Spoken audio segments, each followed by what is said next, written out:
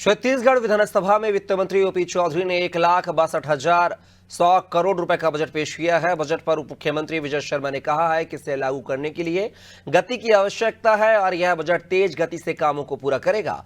उन्होंने कहा कि इस बार पेट्रोल की कीमत कम हुई है और टैक्स में भी कटौती की गई है।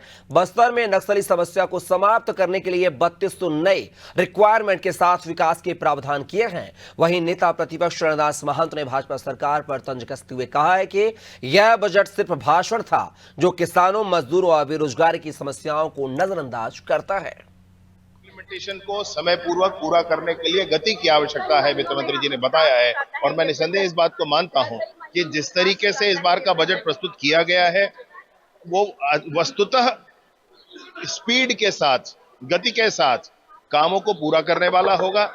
इस बार के बजट में आप देखेंगे पेट्रोल का भी रेट कम हुआ है। बजट में आप देखेंगे तो टैक्सेस भी कुछ कम हुए हैं। उसके बावजूद आप देखेंगे 22,000 करोड़ से लेकर के जो पूंजीगत व्यय है वो 26,000 करोड़ रुपया हुआ है। ये बहुत बड़ी बात है। 18% से ऊपर अगर पूंजीगत व्यय आप बढ़ाते हैं तो आप में साहस होना चाहिए कि आप टैक्स को भी उस समय कम कर सकें। देखिए, मैं तो आप सभी पत्रकार साथियों को बधाई देता हूँ कि आपके अलावा किसी को कुछ नहीं दिया।